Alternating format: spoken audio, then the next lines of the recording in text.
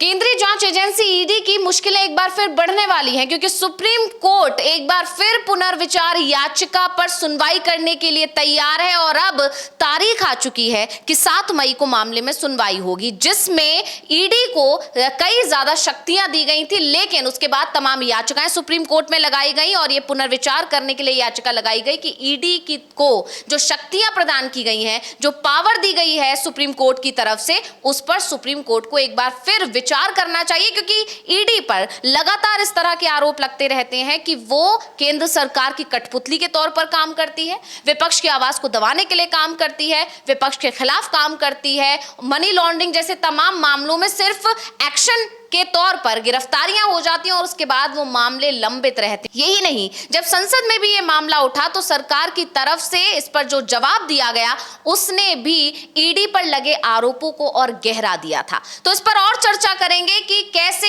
ED की मुश्किलें बढ़ सकती हैं जब 7 मई को इस मामले में सुनवाई होगी। लेकिन पहले आपको बता दें कि आखिर मामला क्या है, तो पूरा मामला क्या है अविनाश जी? ये सबसे बड़ा मुद्दा जो है वो ईडी की पावर को लेकर ही है कि ईडी किसी के खिलाफ कोई मुकदमा लिख देती है और उसको अरेस्ट कर लेती है। उसके बाद से संबंधित व्यक्ति को ये साबित करना होता है कि भाई वो बेकसूर है। और सबसे बड़ी बात तो ये है कि ईडी पर यह भी बंदिश नहीं है कि जो वो एफआईआर दर्ज करती है उस एफआईआर की कॉपी, जिसको ईसीआईआर बोला जाता है, उसकी कॉपी भी जो आरोपी है उसको उपलब्ध कराए।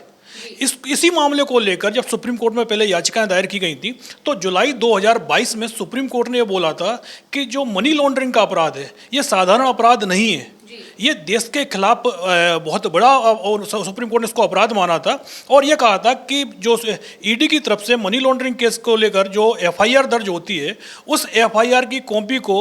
जो सीआरपीसी के तहत जो मामले दर्ज होते हैं उनके बराबर नहीं माना जा सकता। इसलिए सीआरपीसी में तो जो पुलिस यदि मामला दर्ज करती है तो उसकी कॉपी आरोपी को देनी पड़ती है, लेकिन ईडी के मामले में सुप्रीम कोर्ट ने यह बोल दिया था कि जो उसकी रिपोर्ट है उस रिपोर्ट की कॉपी को देने की बाध्यता नहीं है। और इसी को लेकर बाद में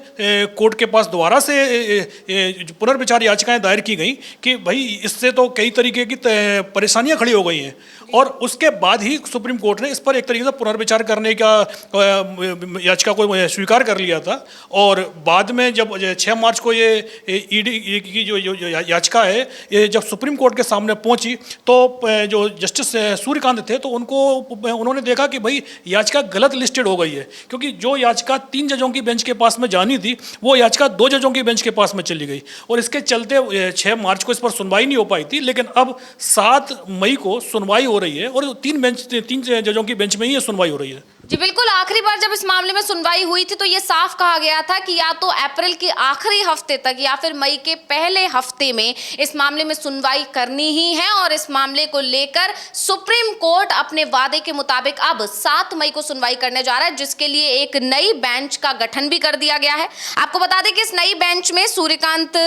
जस्टिस सूर्यकांत होंगे, जस्टिस उज्जवल भुइयां होंगे और जस्टिस एन कोटेश्वर सिंह शामिल हैं। और पहले ये मामला जस्टिस सूर्यकांत, जस्टिस भुइयां और जस्टिस सीटी रवि कुमार की बेंच के समक्ष लंबित था, लेकिन रवि कुमार 5 जनवरी को क्योंकि रिटायर हो गए थे इसलिए अब नई बेंच का गठन करते हुए 7 मई के लिए मामला लिस्टेड कर दिया गया है। और अब 7 मई को मामले में दोबारा जब सुनवाई होगी तो ईडी की टेंशन बढ़ने वाली है, क्योंकि जो अभी तक रुक रहा है, सुप्रीम कोर्ट जिस तरह से पुनर्विचार करने के लिए राजी हुआ, जिस तरह से इस याचिका पर सुनवाई करने के लिए राजी हुआ, उससे यह साफ है कि कहीं ना कहीं सुप्रीम कोर्ट भी ये मानता है कि ईडी अपनी शक्तियों का गलत इस्तेमाल करती है। और यही वजह रही है कि सुप्रीम कोर्ट की तरफ से ईडी को कई मौकों पर बार बार फटकार लगाई गई है। यहां तक कि यह भी कहा गया कि आप सिर्फ गिरफ्तारियों पर गिरफ्तारियां करते हैं लेकिन किसी भी मामले में जो है सही जानकारी आप इकट्ठा नहीं कर पाते हैं। यानी ईडी सुप्रीम कोर्ट के रडार पर है, कई मौकों पर कई मामलों में ईडी को जबरदस्त फटकार सुप्रीम कोर्ट की तरफ से लग चुकी है। ऐसे में अब 7 मई पर सभी की निगाहें टिक गई हैं। हाँ, 7 तारीख को जो सुनवाई होगी, जो हमने बताया, एक तो पहला मामला एफआईआर को लेकर ही है और दूसरा जो सबसे प्रमुख मुद्दा है वो ईडी की जो धारा 45 में जो उसको शक्तियां दी गई हैं उस पर सुनवाई होनी है कि जो धारा 45 कहती है कि भाई ईडी किसी को गिरफ्तार कर सकती है बिना किसी कारण के, और उसके बाद जो आरोपी व्यक्ति है उसी को जमानत के लिए उस पर भी कई शर्तें लगी हुई हैं, उसी को ये एक तरीके से प्रूव करना होगा कि ईडी ने जो मामला दर्ज किया है वो गलत मामला दर्ज किया है। तो इन सब मुद्दों को लेकर सुप्रीम कोर्ट सुनवाई करेगा कि ईडी को जो धारा 45 में जो शक्तियाँ दी गई हैं कि वो उन शक्तियों का जो उपयोग ईडी किस तरीके से कर सकती है, कि भाई आपके पास में सबूत है तो तब कार्रवाई होती है, तब तो चल जाता है। लेकिन सिर्फ आपको शक है किसी चीज़ के ऊपर, किसी ने कोई आरोप लगा दिया है और खाली उसी मुद्दे को लेकर ईडी की कार्रवाई हो जाती है, और खासतौर पर विपक्षी दलों के से जुड़े हुए नेताओं को लेकर। और उसके बावजूद जब सुप्रीम कोर्ट में चार्जशीट का